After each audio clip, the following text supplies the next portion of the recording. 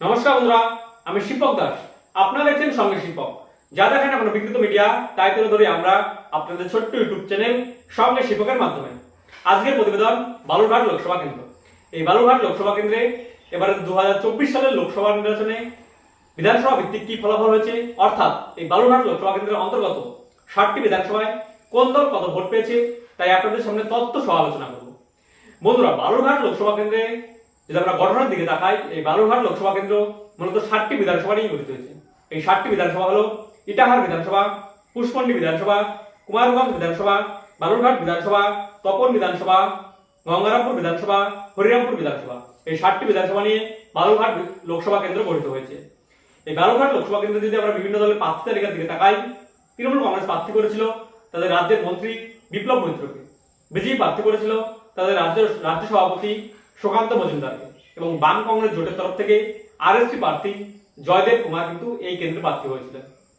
এই কেন্দ্রে মূলত তিন দলের মধ্যে লড়াইটা হয়েছিল। এখন যদি আমরা বিধানসভা ভিত্তিক ফলাফল দেখি, শুরুতেই আমরা যে বিধানসভা দেখব তা হলো ইটাহার বিধানসভা। এই ইটাহার বিধানসভায় তৃণমূল কংগ্রেস ভোট পেয়েছিল 97,697টি ভোট, বিজেপি ভোট পেয়েছিল 66,928টি ভোট, এবং আরএসপি প্রার্থী ভোট পেয়েছিল 10,999টি ভোট। এই ইটাহার বিধানসভায় কিন্তু তৃণমূল কংগ্রেস প্রার্থী বিজেপি প্রার্থীর থেকে এগিয়ে অর্থাৎ লিড নিয়েছে। তারপর আমরা দেখব কুশমন্ডি বিধানসভা। এই কুশমন্ডি বিধানসভায় তৃণমূল কংগ্রেস প্রার্থী ভোট পেয়েছিল 85,929টি ভোট, বিজেপি প্রার্থী ভোট পেয়েছিল 81,406টি ভোট, এবং আরএসপি প্রার্থী ভোট পেয়েছিল 8,983টি ভোট। এই কুশমন্ডি বিধানসভা থেকে কিন্তু তৃণমূল কংগ্রেস প্রার্থী বিজেপি প্রার্থী থেকে এগিয়ে অর্থাৎ লিড নিয়েছে। তারপর আমরা দেখব কুমারগঞ্জ বিধানসভা। এই কুমারগঞ্জ বিধানসভায় তৃণমূল কংগ্রেস প্রার্থী ভোট পেয়েছিল 88,900টি ভোট, বিজেপি প্রার্থী ভোট পেয়েছিল 65,861টি ভোট, এবং আরএসপি প্রার্থী ভোট পেয়েছে 6,838টি ভোট। এই কুমারগঞ্জ বিধানসভাতেও কিন্তু তৃণমূল কংগ্রেস প্রার্থী বিজেপি প্রার্থী থেকে এগিয়ে অর্থাৎ লিড নিয়েছে। তারপর আমরা দেখব বালুরঘাট বিধানসভা। এই বালুরঘাট বিধানসভায় তৃণমূল কংগ্রেস প্রার্থী ভোট পেয়েছিল 47,467টি ভোট, এবং বিজেপি প্রার্থী ভোট পেয়েছিল 89,824টি ভোট, এবং আরএসপি প্রার্থী ভোট পেয়েছিল 7,427টি ভোট।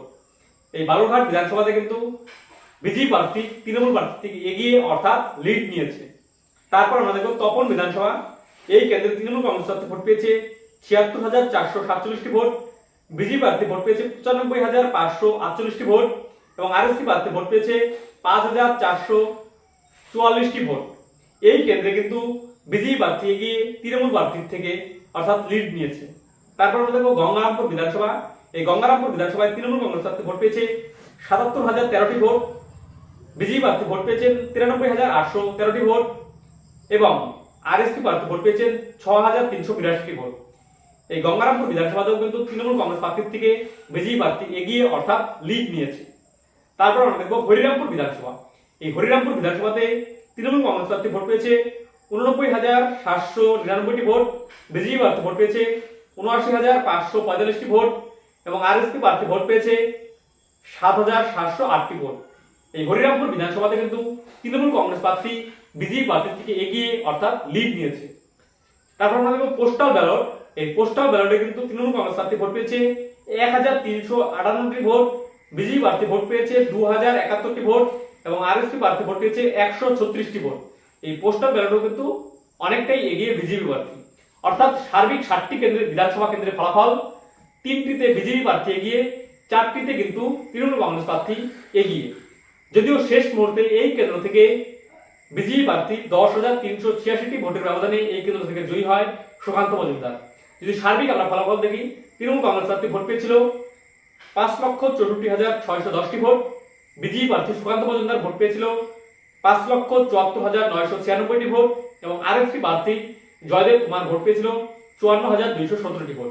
এই কেন্দ্রে 10,386টি ভোটের ব্যবধানে বিজেপি প্রার্থী সুকান্ত মজুমদার তৃণমূল প্রার্থী বিপ্লব মৈত্রকে হারিয়ে জয়ী হয়। আজকে আমরা দেখলাম বালুরঘাট লোকসভা কেন্দ্রের অন্তর্গত 60টি বিধানসভার ফলাফল। তোমাদের কেমন লাগলো তোমরা অবশ্যই কমেন্টের মাধ্যমে জানাবে। যদি ভালো লেগে থাকে অবশ্যই লাইক, কমেন্ট, শেয়ার। আর যারা এখনো সাবস্ক্রাইব করবে তারা অবশ্যই সাবস্ক্রাইব করবে, কারণ সাবস্ক্রাইব করলে আমাদের নিত্য নতুন ভিডিও তৈরি করতে আমাদের উৎসাহিত হই এবং আমরা অনুপ্রেরণা পাই। নমস্কার, ধন্যবাদ।